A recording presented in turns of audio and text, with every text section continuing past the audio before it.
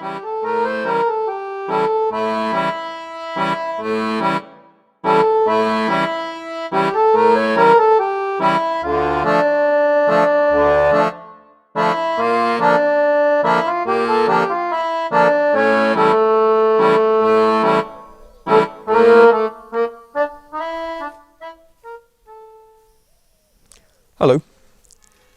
Today we're going to talk about the problem of flies. Now, flies are part of the normal ecosystem, but unfortunately when they're in your home they can be rather irritating, and particularly in the summer months when you have the windows wide open you can accumulate quite a few flies in your living space. Now, there are lots of solutions for this. You can take a fly swatter or a rolled up newspaper and swat them. That can make a little mess on your lovely clean walls sometimes. We have electronic gadgets we can use which often electrocute these flying insects, which can be amusing, I suppose. And we also have things like poisonous sprays which we can spray around to eradicate these flying insects. Also, we have that wonderful invention, fly paper, which personally I find very unattractive to look at, but of course it has a certain efficacy, if you wish.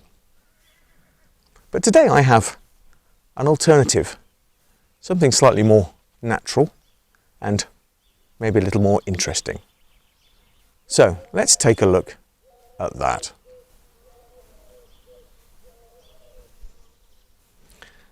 So here we have my suggested solution: carnivorous plants. Now, normally when we think of carnivorous plants, most people think of the Venus flytrap, which is that plant which closes like jaws on its prey.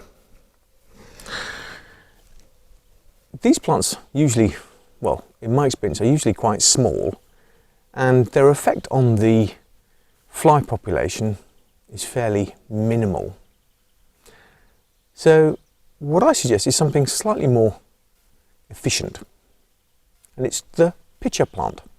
I have two examples here. They come in lots of shapes and sizes, but this is certainly here the Sarracenia, or simply pitcher plant, and a different version here.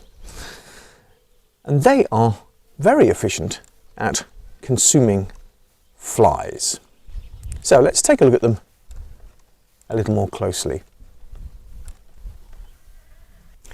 Here we see the plants at various stages. Here we have some old leaves which are dying off. They've become dry and brown. Here's one just starting to die off, and here we have the young ones replacing the old leaves. We're just coming out of winter. This is why we've got so many of these looking a little tired.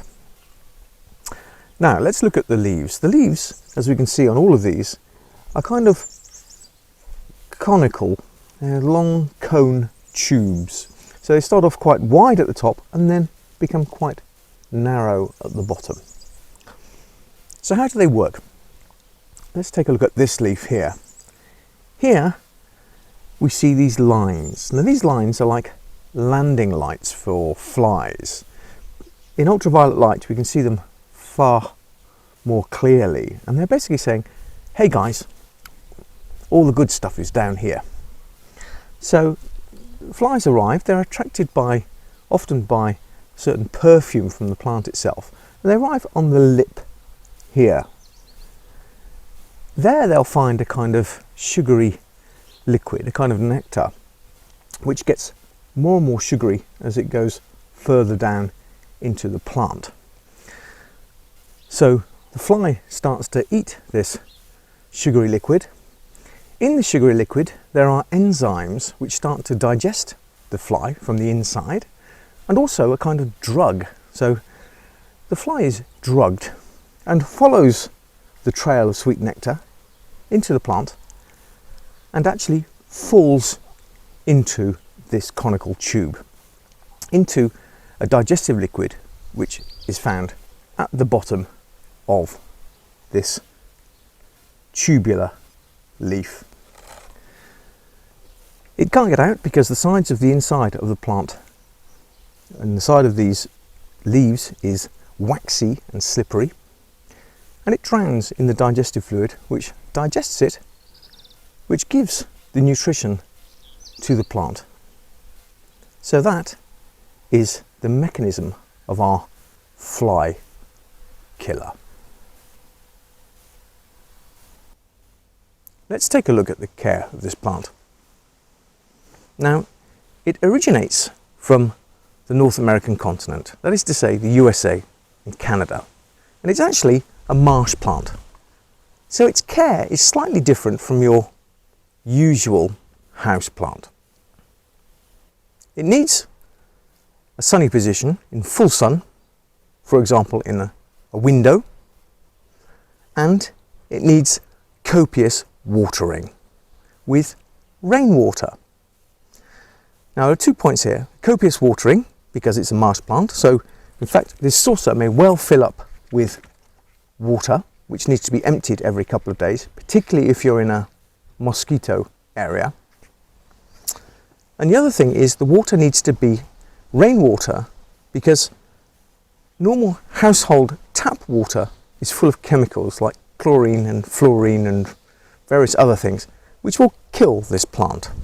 So avoid house water, rainwater is what we need here.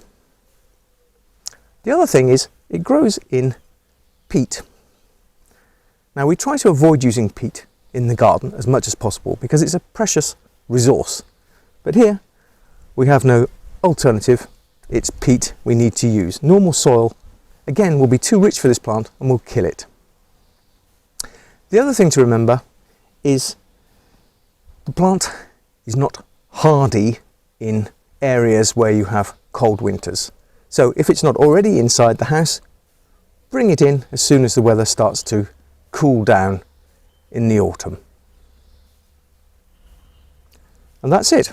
That's the care of our wonderful plant, which will rid us of flies during the summer months.